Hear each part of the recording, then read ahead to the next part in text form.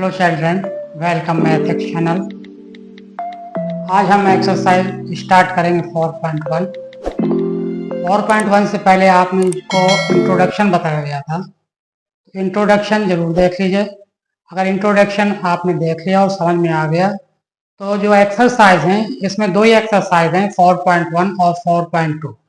अगर इंट्रोडक्शन आपने देख लिया तो 4.1 एक्सरसाइज और 4.2 एक्सरसाइज आपको करने में आसानी हो जाएगी। तो let us start exercise 4.1।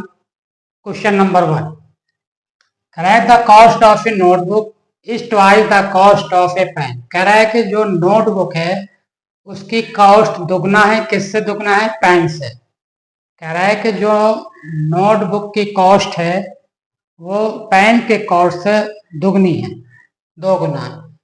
Right the linear equation in two variable to represent this statement. तो कह रहा है इसको टू वेरिएबल की लीनियर इक्वेशन बना के आपको लिखना है। तो linear equation in two variable आपको मालूम है कि दो वेरिएबल होते हैं। कितने वेरिएबल लेते हैं? टू। तो पहले क्या ले लेंगे? Let cost of notebook be x. Notebook की कॉस्ट को हम एक्स मान लेंगे और जो पेन की कॉस्ट है, कॉस्ट ऑफ पेन वाई ले लेंगे। जो नोटबुक की कॉस्ट है उसको एक्स ले लेंगे और जो कॉस्ट ऑफ पेन है उसको हम वाई ले लेंगे। तो अब क्या करें कि जो नोटबुक की कॉस्ट है वो दुगना है। तो अकॉर्डिंग टू क्वेश्चन यहाँ पे लिखें according to question. According to question करें कि जो नोटबुक की कॉस्ट है, नोटबुक हो गया ये आपका कॉस्ट हो गई पेन की। तो कह रहा है कि नोटबुक की कॉस्ट दुगना है। किससे दुगना है? पेन से। तो यहाँ पे टू आ जाएगा, दुगना है ना। नोटबुक की कॉस्ट है आपकी पेन से दुगना। सपोज करिए y अगर 1 रुपीज आ रहा है, क्या हो जाएगा? 2 को 1 से मल्टीप्लाई करेंगे तो x हो जाएगा 2 रुपीज, एग्जाम्पल के तौर पर। अब ये आ गया हमारा x इक्वल टू 2y। इसी को हम लिख सकते हैं x minus 2y equal to 0। तो देखिए यहाँ पे दो वेरिएबल आ गए, एक x आ गया और एक y आ गया। और लीनियर इक्वेशन टू वेरिएबल की क्या होती है डेफिनेशन के? दो वेरिएबल होते हैं और दोनों की वेरिएबल की पावर 1 होती है। तो देखिए आगे इक्वेशन, पहले का आंसर ये हो गया। Let us start question number 2। Express the following linear equation in to form in the form ax plus by plus c equal to 0 and indicate the values of a, b and c in each case। कह रहा है आपको मालूम है कि linear equation two variable की general form ये होती है। तो इस अगर ये है जनरल फॉर्म तो कह रहा है जो इक्वेशन दे रखी है इनसे आपको ए, बी और सी की वैल्यू फाइंड करनी है। तो देखिए क्वेश्चन नंबर 1 लेते हैं। अगर दे रखा है 2x plus 3y equal to 9.35 बार, तो इसको लिख सकते हैं 2x plus 3y minus 9.35 bar equal to 0। अब देखिए कंपेयर करा देंगे जनरल फॉर्म से। तो ax plus by plus C equal to 0। तो देखिए बताया था आपको, इंट्रोडक्शन में बताया गया था कि जो x का कोएफिशिएंट होता है वो a होता है, जो y का कोएफिशिएंट होता है वो b होता है, जो बचता है वो c हो जाता है। ठीक है, तो यहाँ पे a इक्वल टू आ जाएगा 2 जब कंपेयर करेंगे, b इक्वल टू आ जाएगा आपका 3 आ जाएगा और c इक्वल टू आ जाएगा -9। तो ए बी सी की वैल्यू फाइंड हो गई। इस तरीके से फाइंड कर लेते हैं। तो देखिए क्वेश्चन नंबर सेकेंड में क्या कह रहा है? सेकेंड में कह रहा है कि x minus y upon 5 minus 10 equal to 0। Compare फिर करा देंगे ax plus B y plus C equal to 0 से। तो ax यानी x के साथ जब कोई कोएफिशिएंट नहीं होता तो उसको हमेशा बेटा 1 मान लेते हैं। तो a इक्वल टू यहाँ पे आ जाएगा 1 आ जाएगा, b इक्वल टू -1/5 आ जाएगा और c इक्वल टू -10। कंपेयर कर देंगे y का कोएफिशिएंट b, तो y है यहाँ पे -1/5 अपॉन में है ना, इसलिए -1/5, c इक्वल टू -10। इसी तरह क्वेश्चन नंबर 3 क्या दे रखा है, -2x + 3y इक्वल टू 6 दे रखा है। -2x + 3y -6 equal to 0। तो कंपेयर कराएंगे ax + by + c equal to 0। तो a कंपेयर कर देंगे, देखिए x का कोएफिशिएंट क्या है यहाँ पे -2, तो a इक्वल टू आ जाएगा -2। b की y का कोएफिशिएंट क्या है 3, तो b इक्वल टू आ जाएगा 3 और c की जगह क्या है यहाँ पे -6, तो c इक्वल टू आ जाएगा -6। इस तरीके से कंपेयर करके वैल्यू को फाइंड कर लेते हैं। तो क्वेश्चन नंबर देखिए फोर्थ में, फोर्थ क्या दे रखा है x इक्वल टू 3y। अब आपको मालूम है कि अब ये जनरल फॉर्म में कंडीशन में नहीं दे रखा है, तो क्या करेंगे, इसको लिख सकते हैं हम x - 3y इक्वल टू 0। अब देखिए यहाँ पे c नहीं है, तो c जब नहीं है तो c की जगह हम 0 लिख सकते हैं।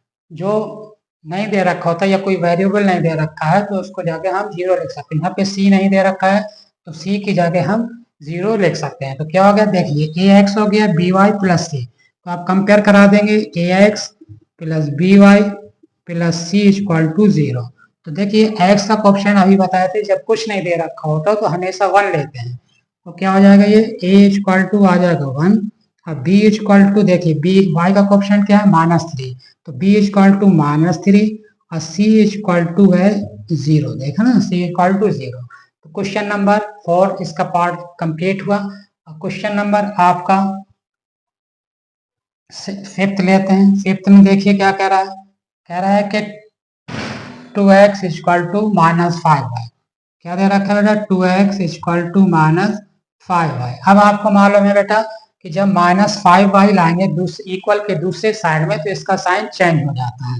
तो इसको लिख सकते हैं हम 2x + 5y इक्वल टू 0। अब यहाँ पे c नहीं दे रखा है, नहीं c नहीं दे रखा, जब c नहीं दे रखा है तो बताए थे अभी 0 लिख सकते हैं। तो कंपेयर करा देंगे आप ax + by + c equal to 0।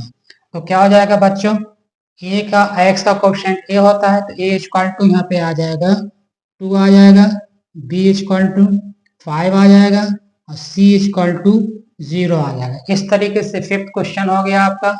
इसी तरह क्वेश्चन नंबर आप 6 भी कर सकते हैं। देखिए क्वेश्चन नंबर 6 भी कर ले रहे हैं हम। क्वेश्चन नंबर 6 क्या दे रखा है, 3x + 2 इक्वल टू 0। देखिए यहाँ पे x का क्वेश्चन तो दे रखा है लेकिन y नहीं दे रखा है यहाँ। ठीक है, अभी बताए थे जो नहीं दे रखा उसको 0 करके मान सकते हैं हम। तो क्या हो जाएगा बेटा, 3x + 0 × y लिख सकते हैं +2 इक्वल टू 0। अब देखिए कंपेयर करेंगे वही जनरल फॉर्म से, क्या हो जाएगा, ax + by + c equal to 0। तो एक देखिए बताए थे कि x का कोएफिशिएंट क्या होता है, a होता है, y का कोएफिशिएंट b होता है और जो कांस्टेंट होता है वो c होता है। तो a इक्वल टू हो जाएगा यहाँ पे 3 और b इक्वल टू हो जाएगा 0 एंड c इक्वल टू हो जाएगा 2। क्वेश्चन नंबर देखिए 6 भी हो गया कंप्लीट। अब क्वेश्चन नंबर 7 देखिए, क्वेश्चन नंबर 7 दे रखा है y - 2 इक्वल टू 0। अब यहाँ पे देखिए y दे रखा है, वेरिएबल x नहीं दे रखा है और कांस्टेंट दे रखा है, यानी x के साथ x का कोएफिशिएंट क्या ले लेंगे, 0 यहाँ पे। तो ये हो जाएगा, लिख सकते हैं 0 × x + y - 2 इक्वल टू 0। अब इसको भी जनरल फॉर्म से कंपेयर कर देंगे ax + by + c equal to 0। तो देखिए बच्चों x का कोएफिशिएंट यहाँ पे 0 है, जो चीज नहीं दे रखी होगी, मान लो x नहीं दे रखा है तो x का वेरिएबल 0 ले लेंगे। अगर y नहीं दे रखा है तो y का कोएफिशिएंट 0 ले लेंगे। और x नहीं दे रखा तो x का कोएफिशिएंट 0 ले लेंगे। अगर कांस्टेंट नहीं दे रखा है तो कांस्टेंट को 0 ले लेंगे। तो आप कंपेयर कराएंगे बेटा तो क्या होगा, a इक्वल टू हो जाएगा 0।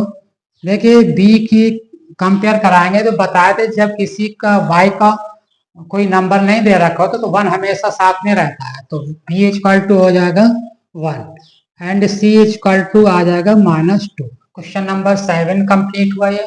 अब देखिए इसका लास्ट क्वेश्चन एर्थ है। क्या दे रखा है, एर्थ में दे रखा है आपका 5 इक्वल टू 2x। देखिए बेटा अगर 5 को हम इक्वल के दूसरे साइड में ले जाए तो क्या होता है, साइन चेंज हो जाता है। तो ये इक्वेशन क्या आ जाएगी हमारी, 2x माइनस 5 इक्वल टू 0। अब देखिए इस वाली इक्वेशन में y नहीं दे रखा है, तो अभी क्या बताए थे, y जब नहीं दे रखा है तो y के कोएफिशिएंट को 0 लिख लेंगे। तो 2x plus 0 into y -5 equal to 0। Compare करा देंगे ax plus by plus c equal to 0। तो x का कोएफिशिएंट बेटा यहाँ पे देखिए कितना है 2, तो a इक्वल टू क्या हो जाएगा 2 हो जाएगा। b का कोएफिशिएंट क्या है 0, तो b आ जाएगा हमारा 0 और c क्या है बेटा यहाँ पे -5। तो इस तरीके से बेटा ये एक्सरसाइज कंप्लीट हो गई। बहुत ही आसान एक्सरसाइज है। अगर आप इंट्रोडक्शन नहीं दे रखा तो इंट्रोडक्शन जरूर देखें, ये इंट्रोडक्शन में सब बताया गया था। तो इस तरीके से ये एक्सरसाइज कंप्लीट हो गई। इसी तरह अब कल जो है एक्सरसाइज 4.2 आएगी और वो भी कल कंप्लीट हो जाएंगे। तो बहुत क्वेश्चन सिंपल क्वेश्चन है, इसमें टफ क्वेश्चन नहीं है ज़्यादा।